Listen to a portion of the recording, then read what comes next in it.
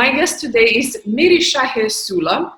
I found her wonderful interview on ecofeminism in Kosovo and immediately invited for an interview on sustainability explored.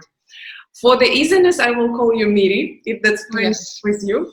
So Miri, to start with, and not to waste too much time dancing around the topic, people, most of the listeners that are coming now from 84 countries, I'm saying that and I'm impressed and shocked myself.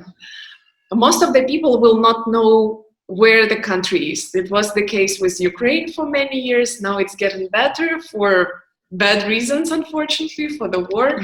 Could you introduce yourself in the context of your country, where it is, who you are, and what you are doing now? Yeah, thank you, Anna, for having me. As you said, my name is Mirishahe, but I prefer Miri because it's easier. And yes, I'm from Kosovo. Kosovo is a small country. We are only like 1.7 million people here, and it's located in Southeast Europe, in the Balkans. Hopefully people who have heard about Balkans know that we have quite a complicated history, and of course Kosovo is part of it. Yeah, we are quite a new country. We only declared our independence in 2008, so we are still figuring out how to build a state and how to have proper institutions and how to develop our democracy.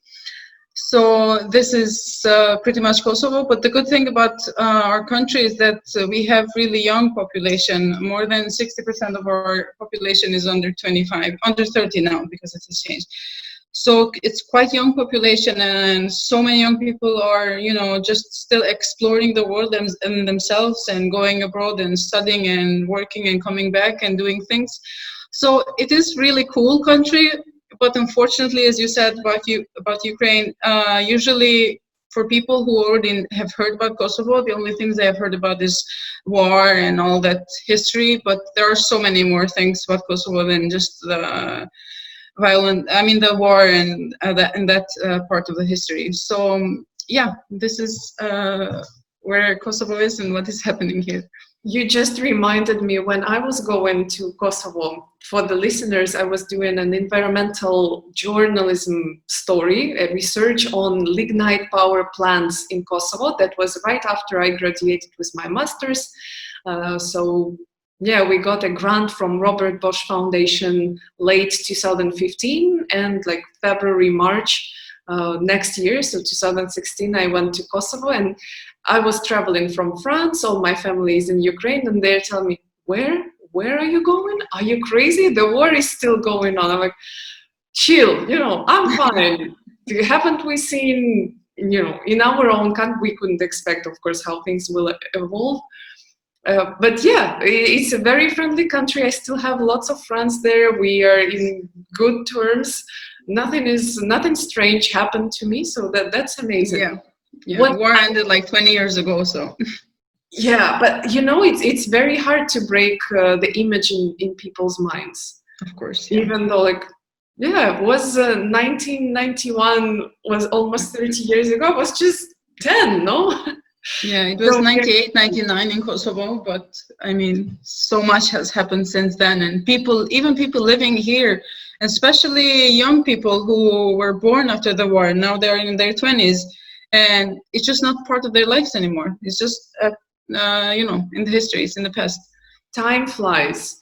Yes. I remember after my trip, of course, we finished the environmental story, but also on my Medium, on my travel Medium blog, I wrote about Kosovo. The story was called and is called Kosovo Mon Amour. I added a special paragraph on patriarchy. Now I remember it was around 8th of March that we were there. And it was the only day in the whole trip that lasted, I don't know, like a week, that women were seen and acknowledged. In all other occasions, every other day, I felt invisible. And I even came up with the concept of invisible woman, where you come with the group of people and you're the only person with whom they don't shake hands. And they like avoid and they don't look at you. They don't even say hello because because I don't even know what and why. Because you're not a man. Man, okay, we're shaking hands. Who are you? Even though I did the biggest part of the job, I was interviewing. The guys that came with me were helping. They were locals. There was Lucas, my documentary photographer and videographer. So his work was mostly static the day we visited the mayor of one city. And I was shocked. I kept that image for the rest until now, like 5 years later. I still remember it. Could you, I don't know, at least try to explain to me and to everyone out there who is listening, what's the deal? Why is patriarchy so strong and so intertwined in everyday actions, in everything? Yes, that's true. I mean, even though a lot of things are changing in Kosovo, and fortunately I can say for good, and it's usually because of these young people, but yes, indeed, we are a very patriarchal society. And even if you don't look at these, details in daily life, you can still see the statistics of women being killed in Kosovo, and violence against women, and domestic violence, which is most of the time gender-based violence, because it's violence against women just because they're women. So of course we are still dealing with all of these issues with like really, how to say,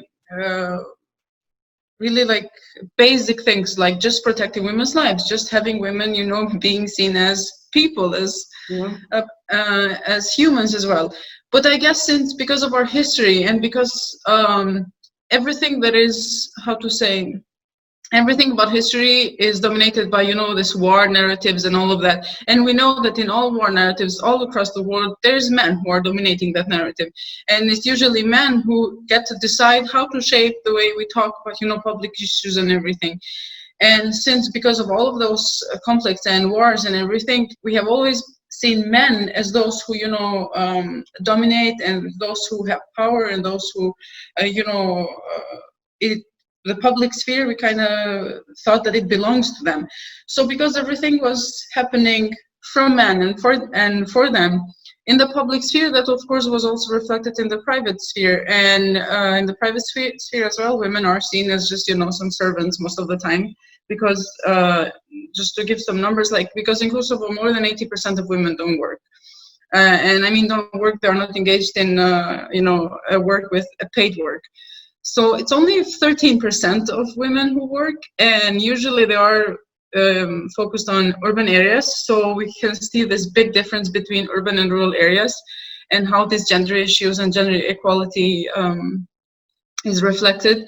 But still, because in politics we only had our first female candidate for prime minister these last elections. We don't have any woman mayor in any of our municipalities. We only had one. It was like a few years ago, and that was it.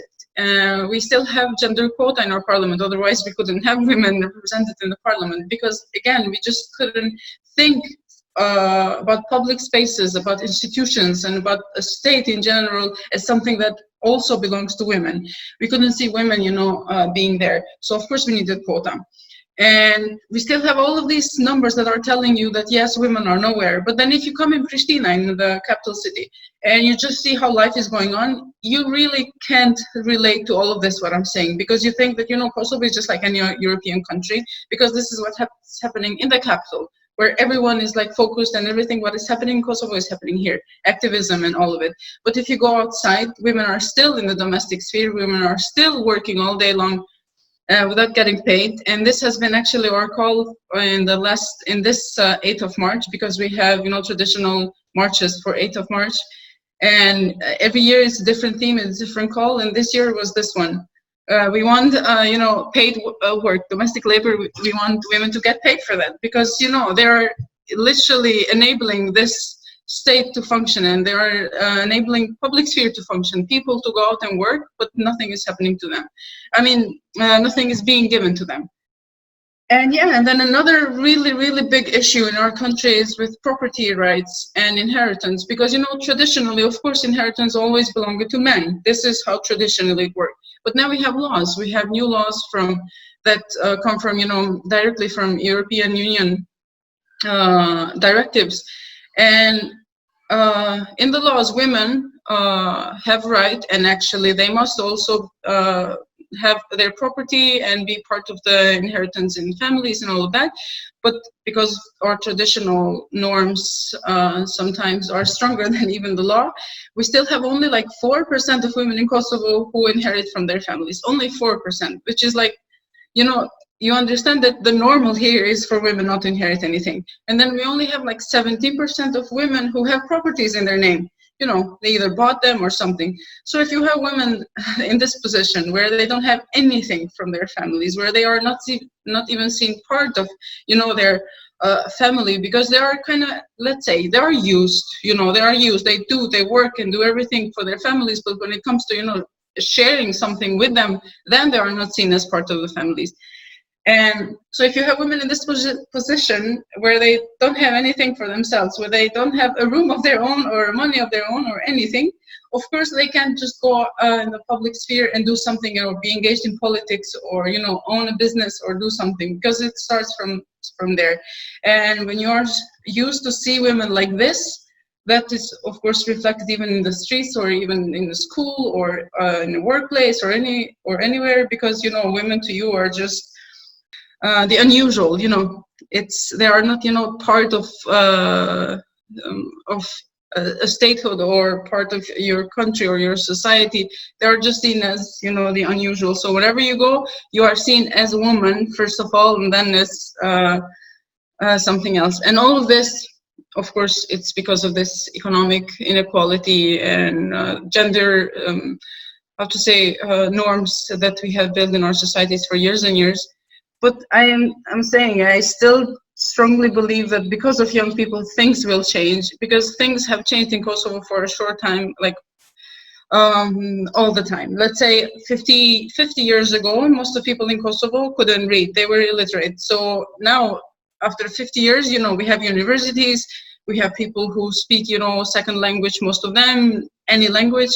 And of course, so much has changed for 50 years. So I truly believe that given that all of this, what is happening with all our activism, protests and everything, our calls, of course, young people will start questioning these norms and wanting to change things. And hopefully in a few years, we will start seeing women getting what it belongs to them and what they deserve. It's a very dynamic country, you're right. And yeah, I spent most of my time in Pristina, and I based my impression of the country. I was also in Prizren during the day, at the time of the film festival. By the way, is it happening this year? DocuFest. I am not sure. I think they'll do something, but I'm not sure if it's going to be the same like other years.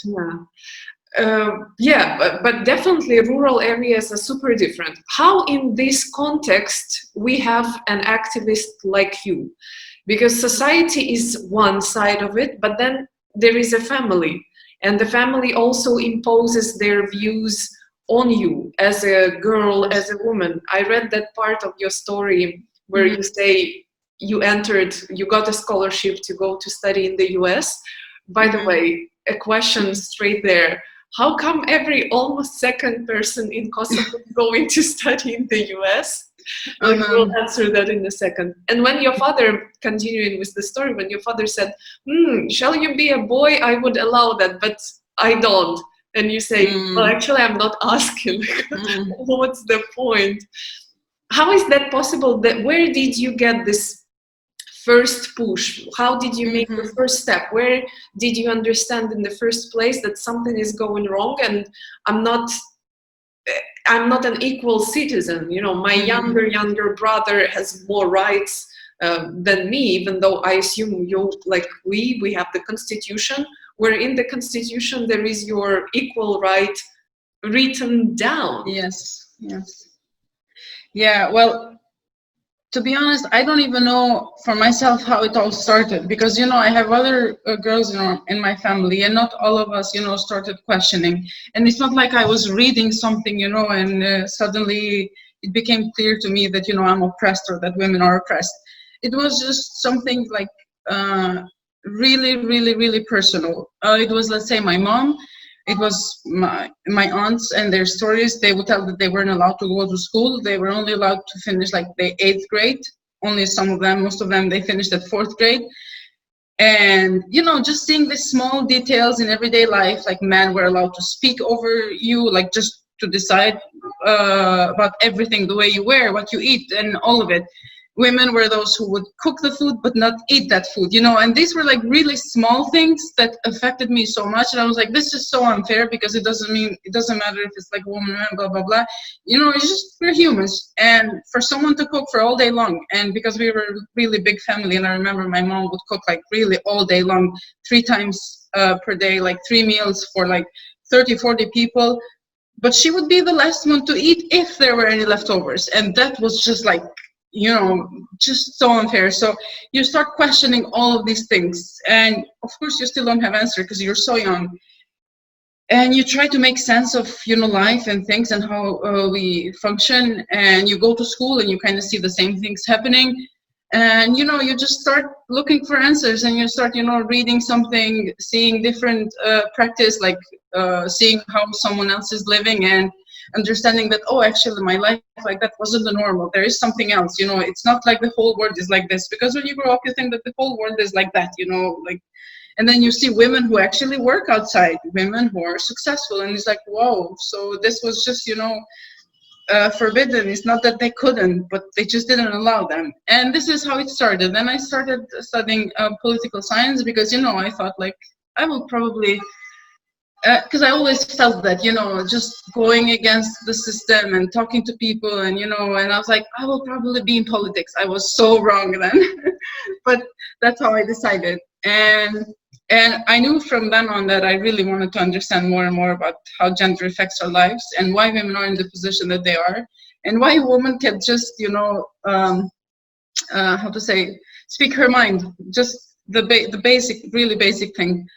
And then that's where I found about the scholarship in the US, and I could only choose what I wanted to study, not the university, and that was all I needed actually, because I just wanted to study gender studies anywhere.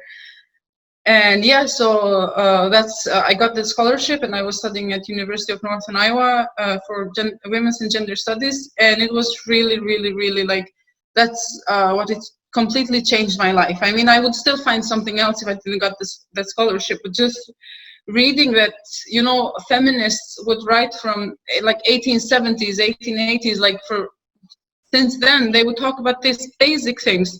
Like, let's say I would read Virginia Woolf when she talks about women being like revolutionary just by feeding themselves, you know, just by eating enough. And I was like, whoa, I mean, this is something that I didn't know people would write about.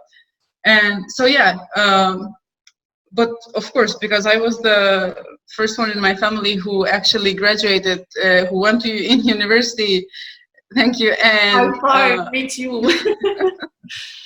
Of course, I understand that for them it was something, you know, they couldn't understand it, how, like, what is happening with her, like, you know, she's something different, but we don't know exactly what to think of her, what to do with her. So for my father, I kind of understand him, that he just didn't understand what was happening.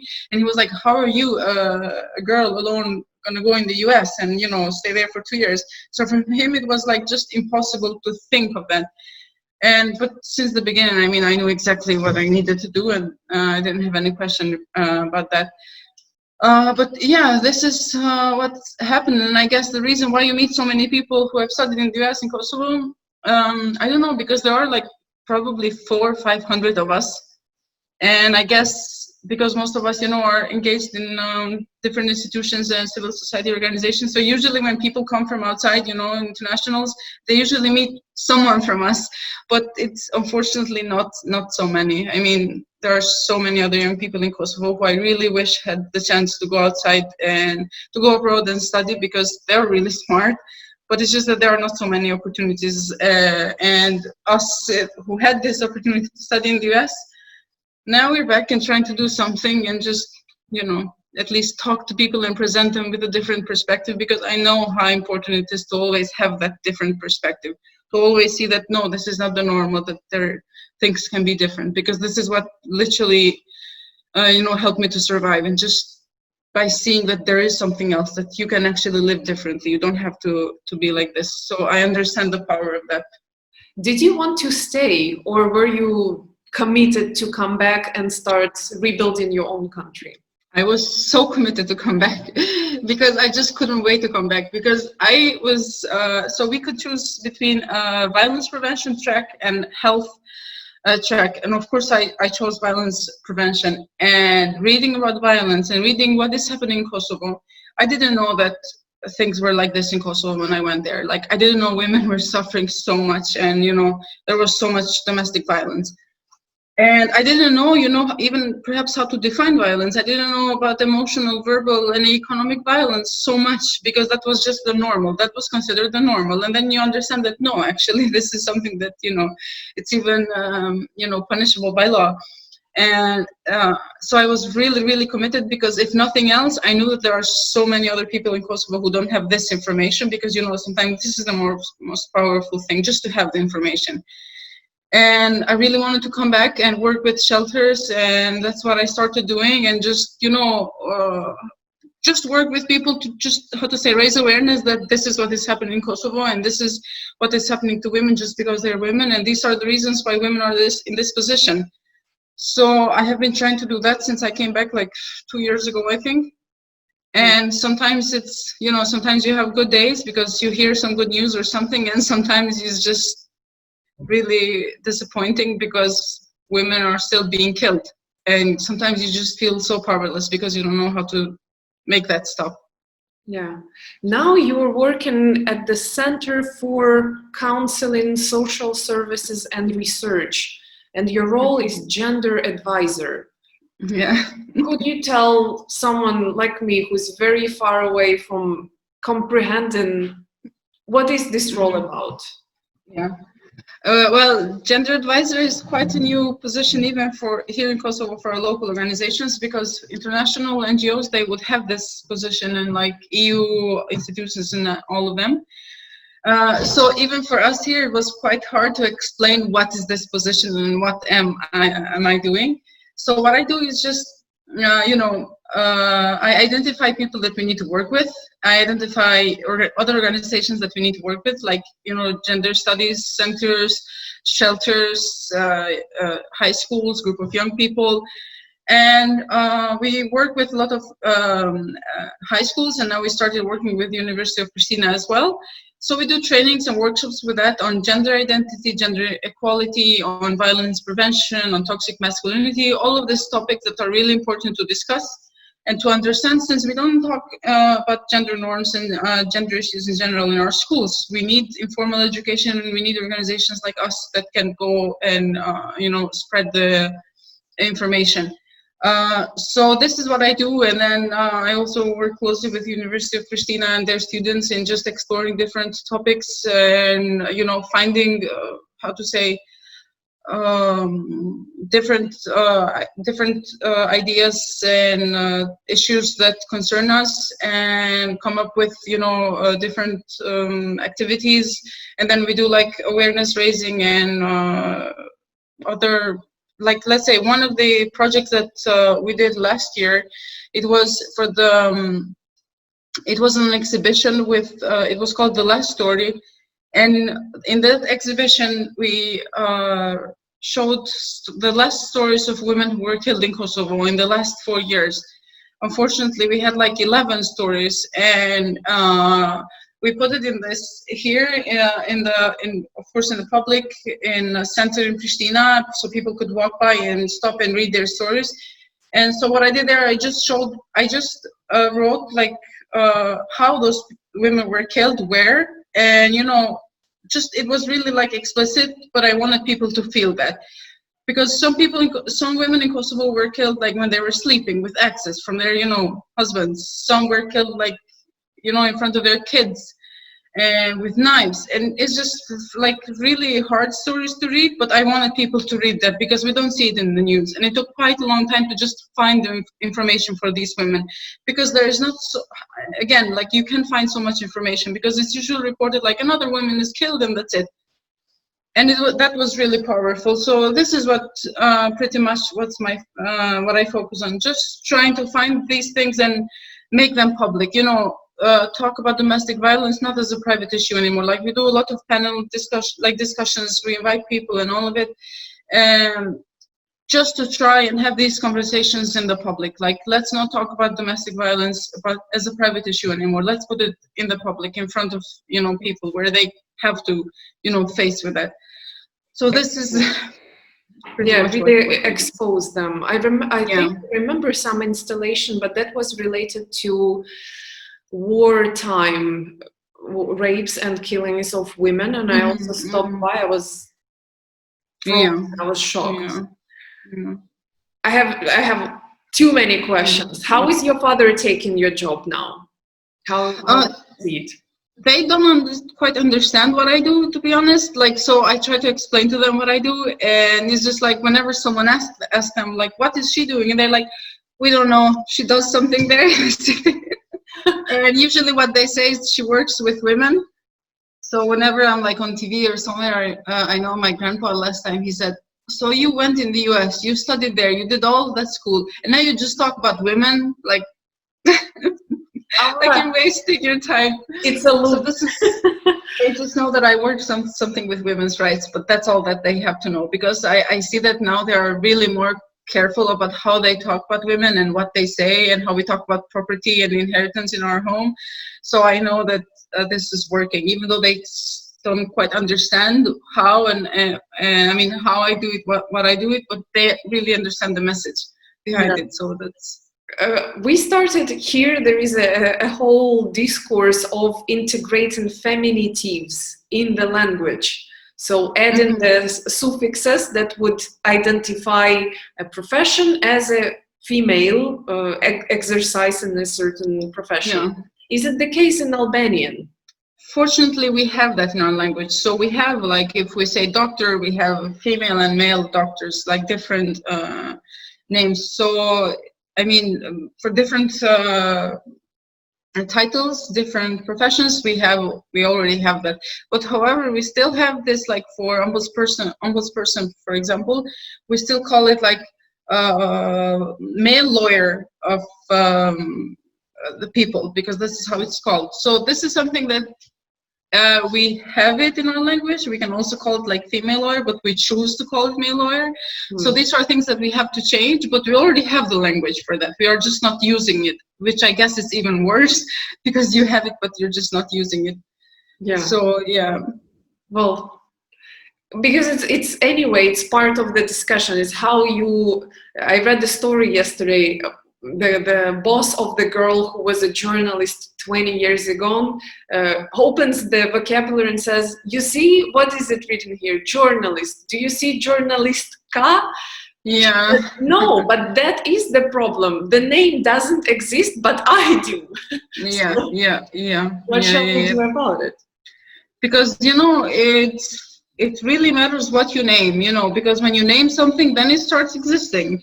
And just by refusing to name certain professions, with female names, is also, trying not to count them as, professions, just trying to erase that part that relates to women. So, of course, language is extremely important, because it builds in our minds the way we think about different things, the way we think about a certain profession. If we say it always like in a male like journalist or anything like this, we are going to think about these professions as something that only belongs to males. So of course this is really, really, really important. I think just starting to build the language, a feminist language, just a language that also works for women as well, just that counts for them. It shapes the reality. Yes, yeah, definitely. How, on top of your gender interests and gender studies and women and political and sociological studies, you became interested in environmental stuff? And what's the context of the country in that regard? Yeah, well, that's interesting, because I wouldn't think that I would be concerned as much about environmental issues, because I thought that, my mind is just so focused on these like gender inequalities and all of that, but then trying to understand why this why these inequalities exist, like why there's so much social injustice, and just trying to understand the root causes of violence, like why people are still so violent to each other, why they are violent to people that they are supposed to love. You know, just reading about all of this, and you start reading about the root causes that are related to the way we think, like how we people, how to say, position ourselves like with each other, and also in relationship with nature and everything. And you see that, you know, as Karen Moore and Vandana Shiva, two really famous economists, talk about, they say it all has to do with the way we think, like because we people tend to see things and our differences, because of course we are all different, tend to put those differences in a hierarchy of values. So like we put something higher and value something more, some of differences, and some of them we value less and put them at the bottom. And then we usually think that those that are higher, in this case, like in our society, everything related to, you know, masculinity and everything related to men is more valuable than those with, you know, related to women or femininity. And then just because something is higher in that hierarchy, we think that it is superior, therefore can and should dominate with those at the bottom. So this is why men sometimes even use violence, you know, just to keep that position and to dominate women. So violence in the end was just like used as a means for men to control and to be dominant, and you know, to keep that position. But then the same thing that is happening with men and women and violence is happening with humans and nature as well, like culture versus nature, because we humans value ourselves more than nature. We think that we are more valuable than non-human world in general. So of course we think of ourselves as more superior, and we put ourselves high in this hierarchy of values. So we think that because of that, we can and we should dominate with everything that is non-human, including like nature around us, animals and everything. And that, when I first like started reading about this perspective on ecofeminism and how feminism and you know, ecology and environmental issues are related, it was just like, you know, a big answer that you were waiting for, because this is why we think the way we think. Like I found myself as a human now in the position where I was oppressing someone else. You know, I felt like men oppressing women, but like human oppressing nature, like destroying it just because I can. Or like eating animals just because you can, when you don't actually have to, and all of it. And that was really interesting, because it was the way it explains like this connection is that, you know, we have social injustices and they happen for this reason, and then we have environmental injustices and they also happen for this reason, because we think the way we think. And this is, and since feminism tries to understand these social injustices from a gender perspective, and to see how gender, how to say, shapes this relations, and how gender, how to say, affects us to think about ourselves as more valuable, less valuable. In the same way, environmental injustices happen because we think the way we think, and feminism helps us to understand and to how to end this hierarchy, to destroy it. So this is why it's ecofeminism. So you try to understand ecological, ecology in general, environmental injustice from a feminist lens, from this lens where you see yourself as, how to say, an oppressor, and you just want to end it. So that was like how it related feminism and ecology, and why it's called ecofeminism. Because of course there are different perspectives, and some say that, you know, if we look at ecological issues, environmental issues, like how they are related to women specifically, like how women in different contexts can be more affected by climate change and everything. And of course that is a valid point of view. But my point of view, it's like, for me, I think it's deeper than that. It's not just about women and nature. And of course I understand, because women are in a more vulnerable position, they can be more affected with these climate changes.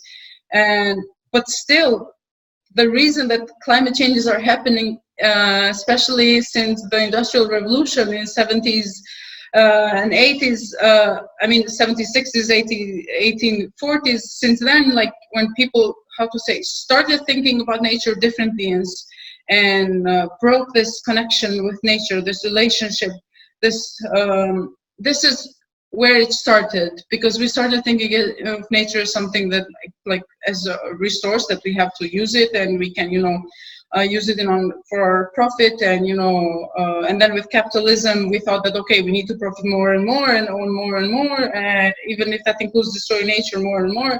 This is the goal was just to be more powerful, and so yeah. For me, I think this is the most important thing. Just, it's quite radical because it has to do with the way we think. If we change the way we think, if we see ourselves again in that connection with nature, something that, we are not more than it or less than it. We are just, one in a big circle, and everything is like going around, and we need each other to survive, non-human world, human world, and all of it. And just not to see ourselves as superior and as someone who has to dominate with non-human world, then this is it. We will start also thinking differently about social issues, because then we don't have to think in this hierarchical way, like to value something less or more. We will just see each other as, dependent on each other. Yeah. Nature with humans, humans with each other. I was doing a lot of research, and as I told you before we started the recording, the more I read, the more confused I am. Here's the potentially stupid question then. If environmentalism and feminism that form ecofeminism are not only about environment and women or for women, is there a place for men to join this discourse? Of course, yes. As I said, there is only one point of view, but it's definitely very limited. So it is not just about women and environment. For men, it is really important to see, because, patriarchy and this way of thinking also puts a lot of pressure on men. For them, because they have to keep that position of power, and they have to use whatever they can just to keep that position, and sometimes even including violence, all forms of violence. So I think it is really important for men to, by trying to understand more about our relationship with nature, to also understand their position in the society and why they are in the position they are, in which they are. So for men as well, like women, they just have to think as humans, in relationship with nature. It doesn't matter if you're a man or woman or any other gender.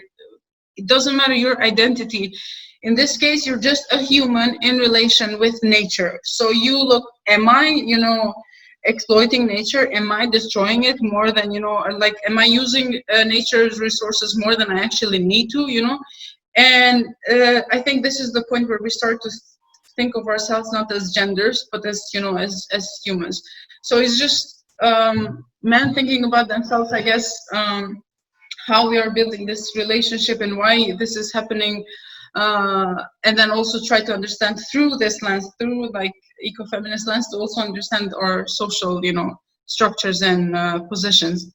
So yeah, I don't think it has to do only with nature and women. Like that would be so limited, like really limited. It has to do with nature and humans, like non-human world actually in general, and humans. And then if we look only into the human sphere, then we have to do with genders. But when we go to like environmental issues, then I don't think there is a gender in trying to understand the relationship. Mm-hmm. Yeah, you reminded me of the simple truth. Feminism is not about women's rights; it's about human rights. Yes. But because women are the issue, because women are the problem now, that's why it is feminism, and that's why, because we are trying to tackle with a specific problem. Like, I hate to make this comparison, but it's what is happening in the US, like now with Black Lives Matter. People are saying, we of course know that all lives matter. Of course, we all know that. But the problem here is Black lives, because Black people are those who are being killed. So let's focus on this issue. And it's the same with feminism. And we are not saying that women or whoever is more valuable or whatever. We're just saying that women, like the problem exists with women. Like women are being oppressed because they're women. So let's tackle this issue. But we are not saying that other lives are like other, genders and humans in general, humans' rights are not as important. Because when people sometimes say, why you're not talking about human rights then, but just about women's rights, or like, why you're not calling this egalitarian and not like feminist or something, because, it's just that we're tackling a specific issue. That's it, nothing more than that. Yeah. How is the society in Kosovo getting on board with the idea, getting on board with your activism and with your position? Are they more like, oh, what are you telling us? We've been living, a popular expression here, we've been living like that for ages. Now you're going to tell us how to live? Come on. Yeah. Or they're more like, okay, no, wait, really, the world is changing, things are changing, educate me. What's the position? Yeah, I guess you have both. Like, you have people who are really willing to, how to say, learn something new, and they really want to see world from a different lens, and they want to have that information. And of course, there are some people who are who say that, I mean, this is how we live, and you are just trying to come here with those, you know, American ideas of like doing something, I don't know. But I guess when you present people with the right information, when you tell them that actually, no, this is not how we have always lived. You know, things have changed throughout the history. That at some time ago, you know, people actually had a healthy relationship with nature because they understood how important it is. And sometimes in rural areas, this is still happening because people understand that they, you know, they need nature to survive. But then this is what happened. Like, we had the industrial revolution. Like, people started, you know, building and discovering tools, and they understood that, oh, we can have more power, you know, over nature and all of that. So this is how it changed. And then you just present them with all the climate change and all the bad things that happened in like 100 years. It was much more than what happened all years before that. And it was all because of humans and because of what we did. And because then people, you know, started developing new systems. Like, we developed capitalism, where we put so much focus on how to say people earning and oppressing others, and how to say using others for their profit. This is how the history changed, and history has been changing all the time. It's just that we think, because we live in such short periods of time, like, you know, like 60, 80, 90 years, and perhaps nothing changes in that period of time. We think that this is how things have always been, but no, they haven't. Things have been changing all the time, and it is our, how to say, responsibility to also try and affect this change, but for good, since we can anyway affect it, because we shape history. Then let's do it for good. Let's try to at least see things from a different lens, not the one that has been presented to us. Like, not to think that, okay, so we can, you know, destroy the nature, but we can earn something for ourselves. Then let's do it, because, you know, this is how humans survive. But no, that's just not the case. You know, it's enough if you just know a bit about history and what happened and why climate change is such a big issue, and how much it can destroy our lives, and how much it affects different groups of people, and especially those people who are actually not causing these changes, because usually people who are responsible for these biggest damages that are being done on Earth are usually people who are, how to say, safest, because they can just, you know, escape from whatever is happening. They can still have good lives. But those who are most affected are those who are really oppressed, those who are being used by the powerful ones. So I think just making people think about how to say, the world and our society and humanity in general from these perspectives, just to see ourselves as part of something bigger, not that just something that we are here living, dying, and that's it. Then I think it's, how to say, easier to make people want to at least listen, want to at least try and start understanding that, oh, so we can actually, you know, make some good changes, and we actually have a role in all of this, what is happening. So yeah, I guess, of course, we have both of those people, but just knowing the right way to approach people in different contexts, and just knowing what to present to them, I guess it helps at least starting the conversation. Do you already see the results of climate change, or unfolding of the climate change in Kosovo? Yes, in the last years we have had more like forest fires, and like since 2000 we have had more than all years before that. So of course that is related with climate change. And if we continue in the same path, like what is happening right now, for example, I have some notes here. Okay, so Gaia is an environmental organization, and they have done research, and they show that the greenhouse gas emission in Kosovo per unit of GDP are high, almost double than those of the European Union average. So this is something really concerning, and because of this, Some of the climate change impacts are, of course, this exposure to hazards like, as I said, forest fires or floods. And then also we have increase of new forms of pollution and water-related diseases. And when we talk about water-related diseases, and again, I'm saying are usually those, people who are living in poverty and people who have not so much access to like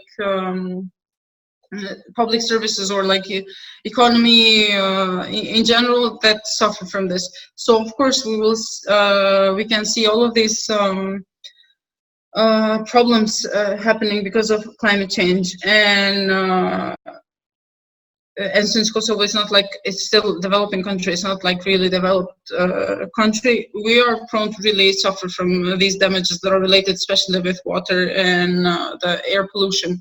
So yeah. Wow. Another question I have, and I see that it's time to wrap up. Could you name top 3 to 5 traits of ecofeminism? Mm-hmm. Yeah, well, as I said, since it has to do with the way we think and all of that, which is my focus, I think what we have to remember is that we humans think in a hierarchical way, and we, how to say, build a hierarchy of values, and we need to fight that. We need to fight that idea that we need to always value something more or less, because everything is different, but everything should be, how to say, valued because of these differences. And also we need to fight this logic of domination, because we always think as humans that, we have to dominate over something, over someone. And that is also something that ecofeminism fights. The idea that you don't actually have to dominate over nature, because, this is a stupid idea. What else from ecofeminism I think it's important to remember is that, when we talk about social injustices and we understand how they're all interconnected, so like if we talk about, let's say, racism, sexism, or like classism, anything, we can see that they are all connected, because like you're in a certain position because of different identities. But then we also need to understand that these social injustices are very much connected, like very much interconnected with environmental injustices. Because if you're in a certain position because of these social injustices, again, I'm saying, let's say you're living in poverty, like your class, your race, everything that affects that, your gender, then you are more, how to say, vulnerable to also climate change and all that is happening. So we really need to start seeing this as interconnected, social injustices with environmental injustices. And in the end, I guess it's just not, when we talk about our relationship with nature, it is, as we said, it is really important not to see ourselves as gendered, but just to see ourselves as humans, because this is what it is really, it's just human versus non-human world, and we need to build a better connection if we want to, have a healthier life, and just to thrive. So yeah. To me, all that you named breaks down to my personal motto: live and let live. Yes, yes. As simple as that. For those Yes. who would like to expand on their research and go further, understand how to get involved in the movement, what would you suggest to read, watch? What's the kind of advice you could give? Mm-hmm. Well, I would definitely suggest a book by Karen Warren and but by Vandana Shiva, actually. It's on ecofeminism, and you just have the very basic, simple essays on ecofeminism from different perspectives. It talks about masculinity and how we see the world like from this masculine lens, and then it talks about Earth as Mother Earth. Earth perceived as a female because it's seen as how to say, it's considered a resource the same way that women are considered as a resource, because women can reproduce and Earth can reproduce. And so that is really interesting, and you don't have only one like essay, but you have like different articles in there that talk about this. And I would also suggest like some really good TED Talks, perhaps, just to start with, trying to understand, because it's so like simple and clear and it's just like short. So listen, and read articles by Karen Warren, because she talks about this logic of domination and the way we think and how to see nature. And yeah, but I guess when you start especially with Vandana Shiva, because she works in India, and she's working there protecting the seeds, because people are not allowed there to preserve their own seeds. And so she's working on that. And that is really, yes, the seeds you need to plant your crops and everything. Because of, I forgot their name now, American company, like really powerful company, Monsanto. Huh? Monsanto. Yes. Because of them, people in rural areas in India, they can't even save their seeds because they are patented from them. So this is really big issue in India, and she is working on that. And the way she talks about ecofeminism is really what got me really interested. So I would highly recommend you read her articles and watch her. Shiva? Vandana Shiva. Vandana Shiva. Yeah. Vandana. Cool. Thank you very much, Mirishahe. Yeah. It was a great pleasure talking to you, educating myself in the first place. And I'm hoping, I know that it's going to be very interesting and valuable and beneficial to everyone who's listening to this channel, be it a man, a woman, a person from the US, Canada, Europe, or Africa, Asia, you name it. Anyway. And also, I would suggest just one last thing. It's a documentary I just remembered on Netflix. It's called Cowspiracy, like not conspiracy, but Cowspiracy. And it talks about industrial farming and everything, and how much that is causing climate change and destroying our environment, and why eating animals the way that humans do, it's so like unfair. More than anything, and it really destroys the nature. So I would also suggest that it's just. But you know, it's good that you mention it. It's a joke since the time I went to Kosovo. You meet a person and he or she says, "Oh, I'm a vegetarian," and the other party says, "So you have nothing to eat." When you're in Kosovo, there is nothing else to eat. So because there is kebabs, meat, and meat, meat with sauced with meat on top of the meat, that's gonna be hard, mentally hard for people to let go of this meat mentality. I don't know. I guess once you find that connection, how to say, yourself, a non-human world, and your nature in general, and just you position yourself in this circle, you understand that, you know, how important it is to just make these, you know, small changes in your life. And I don't think it can be so hard if you just have the right mindset. Yeah. Otherwise, it can be just a torture. It's true. Well, thanks again. Very interesting talk. I'm very glad I stumbled upon your interview and was brave enough to invite you. And you were brave. You were brave enough to accept it and say, "Hey, let's do it." So thank you very much. Thank you for having me. It was nice talking to you, and all the best with your podcast. Ciao, ciao. Bye.